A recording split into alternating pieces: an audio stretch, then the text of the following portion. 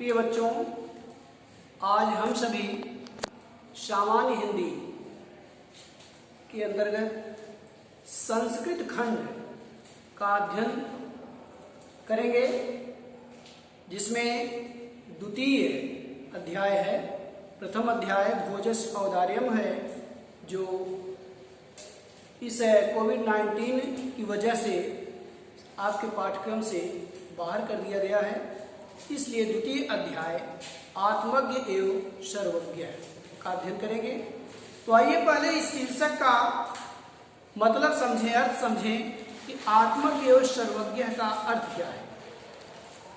आत्मज्ञ एवं सर्वज्ञ का अर्थ है कि आत्मज्ञान, जिसको आत्मज्ञान है वही सर्वज्ञ है, अर्थात आत्मज्ञानी ही सर्वज्ञ होता है। यह उपनिषद से लिया गया है और इसमें एक याज्ञवल्क्य नामक ऋषि हैं। वह उनके पास दो पत्नियां हैं, एक कात्यायनी है और दूसरी पत्नी का नाम मैत्रेयी है। तो वह मैत्रेयी से बुलाकर मैत्रेयी से कहते हैं कि हे मैत्रेयी, हे प्रिय, आओ मेरे समीप बैठो, और अब मैं इस गृहस्थ आश्रम को छोड़कर पारिव्रज्य आश्रम अर्थात ऊपर जाने वाला हूँ। इसलिए मैं अपनी दूसरी पत्नी कात्यायनी से तुम्हारे संपत्ति का बंटवारा करा दूं, ताकि मेरे न रहने पर कोई विवाद उत्पन्न न हो। तो मैत्रेयी उनसे कुछ प्रश्न करती है, कुछ पूछती है, उसके मन में जो शंका है उसका समाधान चाहती है, उसी के बारे में वर्णन किया गया है। तो आइए देखते हैं। याज्ञवल्क्यो मैत्रेयी उवाच, मैत्रेयी उदयास्यन अहम अस्मात् स्थानाद् अस्मि। याज्ञवल्क्यो मैत्रेयी उवाच, याज्ञवल्क्य ने मैत्रेयी से कहा। उनकी पहली पत्नी जो है उसका नाम मैत्रेयी है। तो याज्ञवल्क्य ने मैत्रेयी से कहा, उदयास्यन अहम अस्मात् स्थानाद् अस्मि। हे प्रिय, मैं इस आश्रम को छोड़कर ऊपर जाने वाला हूँ। मैं इस आश्रम को, गृहस्थ आश्रम को छोड़कर पारिव्रज्य आश्रम अर्थात ऊपर जाने वाला हूँ। तद अस्ते अनया कात्यायन्या विच्छेदम करवाणि इति। विच्छेदम माने बंटवारा। तो कह रहे हैं इसलिए तुम्हारा, अनया माने दूसरी पत्नी, तुम्हारा दूसरी पत्नी कात्यायनी से संपत्ति का बंटवारा करा दूं।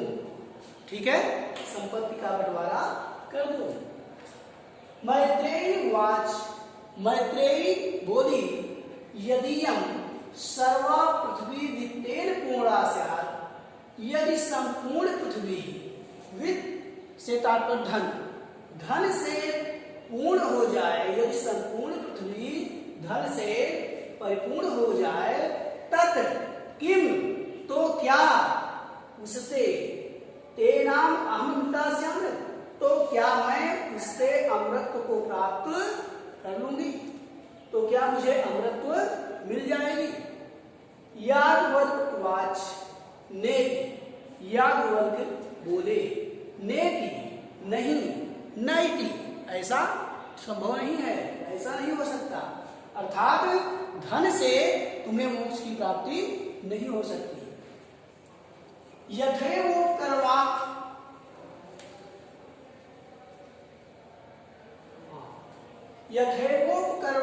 जीवनं तथैव ते जीवनं स्यात्।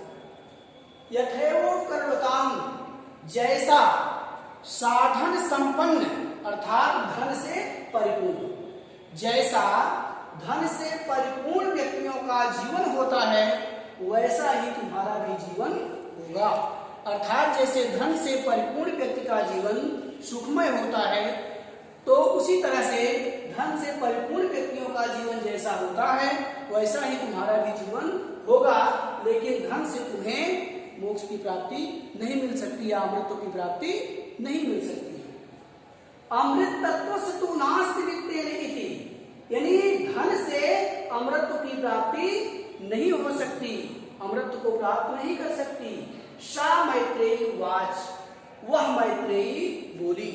ऐसा सुन करके वह मैत्रेयी बोली, कहती है एना अहम नामृता श्याम किम अहम तेन कुर्याम, जब मुझे इससे अमृत की प्राप्ति नहीं हो सकती, अमृत को मैं नहीं प्राप्त कर सकती, किम अहम तेन कुर्याम, तो मैं उसे लेकर क्या करूंगी।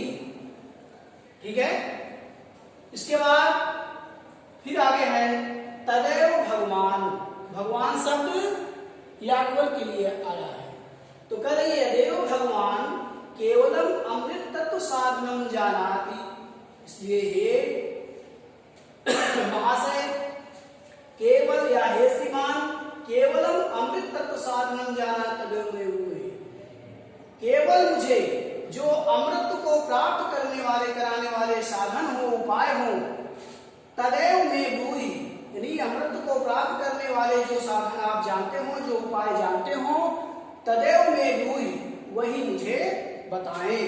तदैव में ब्रूहि, ब्रूहि से तात्पर्य है बताना, तदैव में ब्रूहि, वही मुझे बताएं। याज्ञवल्क्य उवाच, उसकी बात को सुन करके याज्ञवल्क्य बोले प्रिया नह सती त्वं प्रियम भाससे, प्रिया पत्नी, नह माने हमारी, प्रिया नह सती तुम, हे प्रिय तुम मेरी पत्नी हो, प्रियम भाससे इसीलिए प्रिय बोलती हो, यही आओ उपविश मेरे समीप बैठो, व्याख्यास्यामि ते अमृत तत्व साधनम, मैं अमृत के प्राप्त करने वाले साधन की व्याख्या करता हूँ, जो अमृत को प्राप्त करने वाले उपाय हैं मैं उनकी व्याख्या करता हूँ, उसके बारे में बताता हूँ।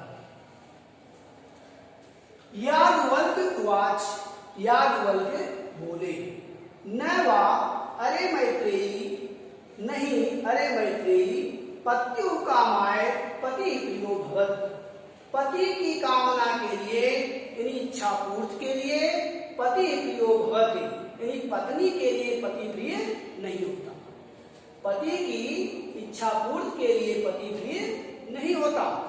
आत्मनस्तु वै कामाय पति प्रियो भवति, बल्कि अपनी ही कामना के लिए पति प्रिय होता है। न वा अरे जायायाह कामाय, अरे नहीं जायायाह कामाय, पत्नी की इच्छा पूर्ति के लिए जाया प्रिया भवति, पत्नी प्रिय नहीं होती, नहीं पत्नी की इच्छा पूर्ति के लिए पत्नी प्रिय नहीं होती, अर्थात पति के लिए है कि पत्नी प्रिय नहीं होती। आत्मनस्तु वै कामाय जाया प्रिय भवति, बल्कि अपनी ही इच्छा पूर्ति के लिए पत्नी प्रिय होती है। ना वा अरे पुत्रस्य वित्तस्य च कामाय पुत्रो वित्तम वा प्रियम भवति, अरे नहीं पुत्र और धन की पूर्ति के लिए पुत्र और धन प्रिय नहीं होते। आत्मनस्तु वै कामाय पुत्रो वित्तम वा प्रियम भवति, बल्कि अपनी ही कामना के लिए अपनी ही इच्छा पूर्ति के लिए पुत्र और धन प्रिय होते हैं। न वा अरे सर्वस्य कामाय सर्वम प्रियम भवति, अरे सभी की इच्छा पूर्ति के लिए सभी प्रिय नहीं होते, बल्कि आत्मनस्तु वै कामाय सर्वम प्रियम भवति, बल्कि अपनी ही इच्छा पूर्ति के लिए सभी प्रिय होते हैं। तस्माद आत्मा वा अरे मैत्रेयी, इसलिए हे मैत्रेयी आत्मा अपनी ही आत्मा के लिए, इसलिए अपनी ही आत्मा के लिए, इसलिए हे मैत्रेयी अपनी ही आत्मा के लिए द्रष्टव्य दर्शनार्थ, यानी अपनी ही आत्मा के लिए दृष्टव्य, अपनी आत्मा के देखने योग, सुनने योग और मनन करने योग निधिध्यास्तव्यस्य तथा ध्यान करने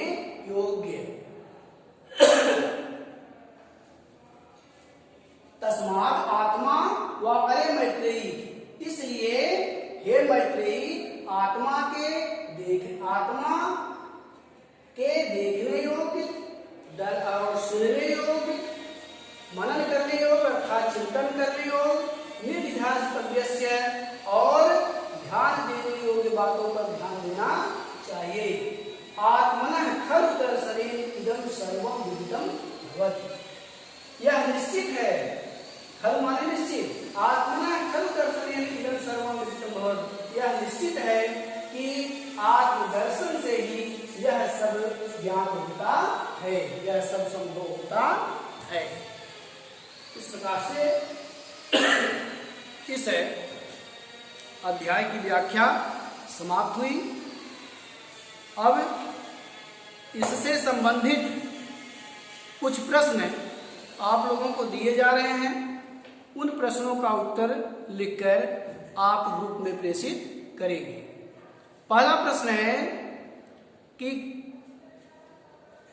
नहीं, गद्यांश और पद्यांश में, गद्य और पद्य में इस तरह के प्रश्न आते हैं, तो प्रश्न आपको नहीं लिखना है, केवल व्याख्या ही करने के लिए आता है। तो इस प्रकार से यह अध्याय समाप्त होता है और अब अगले अध्याय की व्याख्या अगले वीडियो में की जाएगी। धन्यवाद।